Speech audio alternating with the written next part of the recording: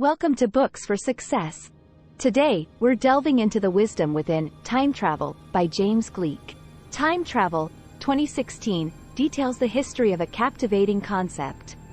This summary explains how the idea of time travel came into the popular consciousness, what problems the theory presents, and how you might already be time traveling without even knowing it. Who's it for? 1. Anyone who has ever wanted to travel through time. 2. Students of physics. 3. Lovers of science fiction. Before we begin, subscribe and ring the bell for notifications if you want to keep receiving the knowledge of book summaries about health, wealth, love, psychology, and much more. Don't be shy about dropping your book suggestions for us to summarize. Also, you can use this video as an audiobook summary. Let's grow and succeed together. What's in it for me? Journey through the history of time travel. We are obsessed with the passage of time. Whether it's a fascination with the past through retro fashions or historical fiction, or excitement about the future and whether or not we'll be colonizing other planets, we think about the past and future more than we do about today.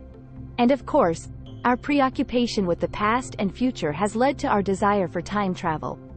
How fantastic would it be to take a trip back to ancient Rome or fast forward to an age of flying cars and interstellar travel? But is time travel possible, and where did the concept come from? This summary shows you how the dream of journeying back and forth through time captured our imaginations. Here, you'll discover 1. Why cyberspace allows for time travel.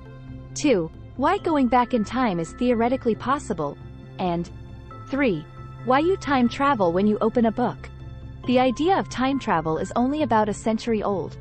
Nowadays, time travel is just about everywhere you look, from films to TV shows and even literature. And that's no accident. Society has become obsessed with the idea of traveling through time.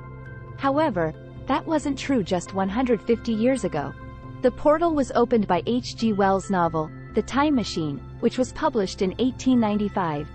In The Time Machine, Wells describes a man, called simply the Time Traveler, who builds a machine that enables him to move throughout the course of history and into the future. The story is important because it approaches time as something flowing, that, with the appropriate vessel, could be sailed. Before this book came out, time was basically viewed as a one-way street. You could only go forward, and only at one speed. In this way, Wells' fictional account transformed the way people viewed time and time travel. But why was it so successful? Largely because it came out at the end of the 19th century when tremendous change was in the air. As the 20th century dawned, people were becoming incredibly excited for the future. It was a period of huge technological as well as scientific growth, and, for the first time ever, people were living in a way that was dramatically different from the generation before them. In other words, it was the first time that the past, future and present would be entirely different. This simple historical moment is what made time travel so riveting. It's important to remember that before this, the future was considered to be similar to the present. Stories regarding future events would often be based on prophecy, as in Oedipus Rex or Macbeth. Such tales of prophecy center on a personal journey that will happen to a particular character in the future. But they fail to envision a major change in how people generally live. The 20th century, and H.G. Wells, changed all of that. As the idea of time travel progressed, rules for it were agreed upon. So, when time travel emerged as a concept, it was all the rage. But as the topic underwent further discussion, ever greater theoretical problems came to light. For instance, can you travel forward in time to meet your future self? What if you went back in time and altered the course of events that led to your life? Because of these quandaries, rules had to be established for time travel. These strictures were rapidly worked out by writers and thinkers, with the majority of them published in pulp magazines.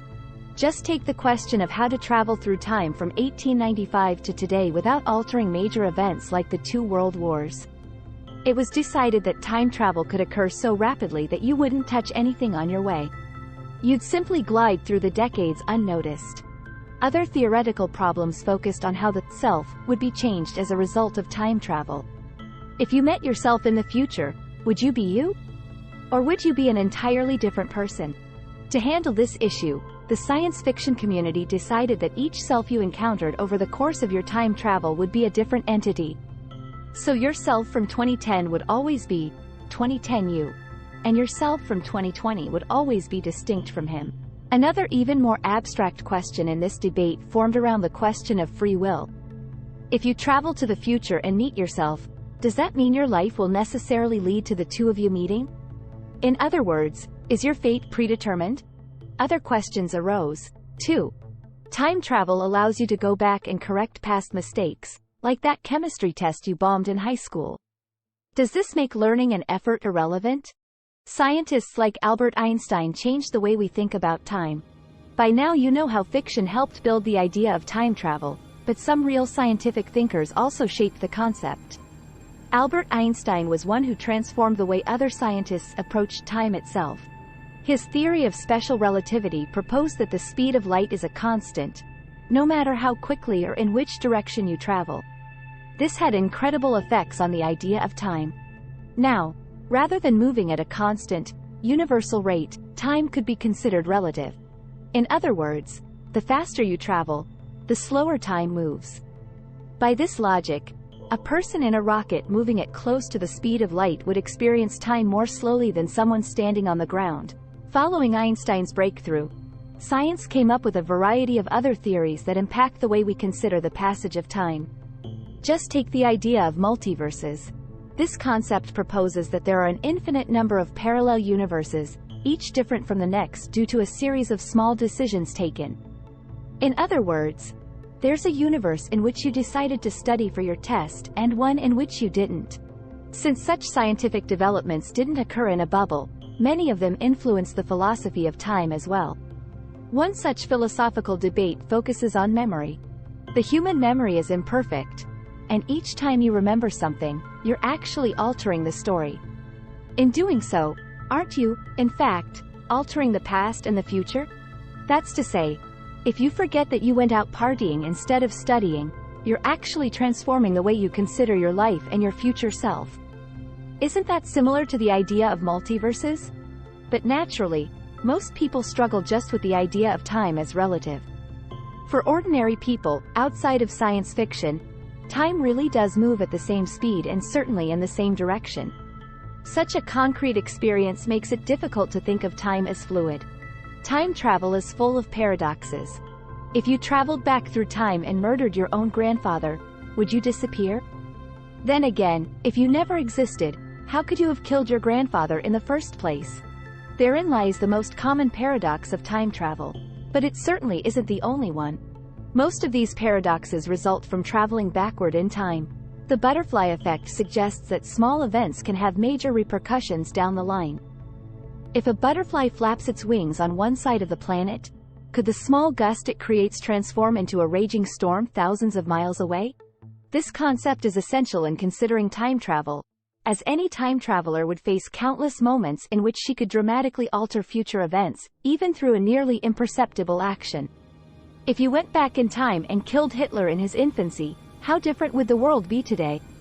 There likely would have been no World War II, no United Nations, no Cold War, and who knows what else would have changed. Any changes made by a time traveler could lead to dramatic results in the future course of history. Questions like these are so complex that they have even perplexed the world's top mathematicians and physicists. Just take the Austrian logician Kurt Gödel. He thought time travel was mathematically possible and postulated that universes with closed time-like curves could exist. Such curves can be thought of as time loops that move continuously back into the past. By writing such a loop, you could theoretically travel through time. Science also opened up a whole new set of questions by allowing for changes in causation. In theoretical science, there's no law to prevent causality from reversing directions. So somebody in the future can theoretically alter the past. But despite such theories, other academics, Stephen Hawking and Einstein among them, didn't believe time travel could be a reality. According to Hawking, if it were possible, we would already be surrounded by time-traveling tourists. So, you've got a good sense of the history by now. But what does time travel mean today? We time travel every day thanks to literature, memory, and the internet. Now you know how time travel has thrown esteemed thinkers and academics throughout history for a loop.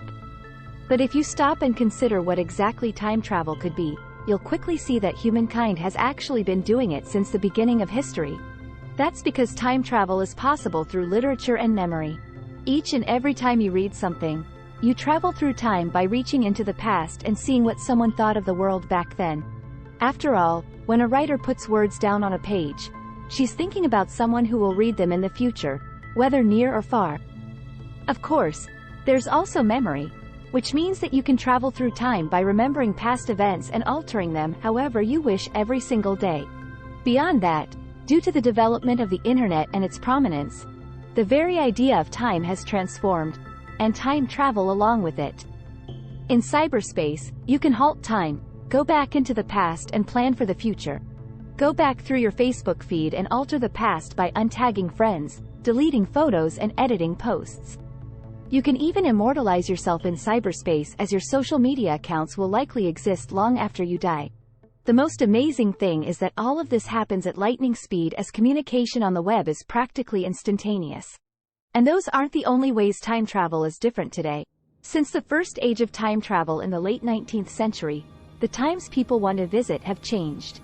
People in the past primarily wished to travel to the future, but nowadays we also want to return to the past. Much contemporary culture is focused on retro styles. Even futuristic movies and TV shows like Back to the Future and Westworld are centered on narratives of returning to the good old days, not plunging forward into the unknown. Final words. The key message in this book. Time travel is a popular, mind-boggling concept that has captivated humans for over a century. Today, time travel is a commonly accepted idea, but one bound by complex considerations, internal laws and theoretical impossibilities. Thanks for being part of our insightful voyage. If our summary piqued your interest, we encourage you to dive into the complete book for a deeper understanding.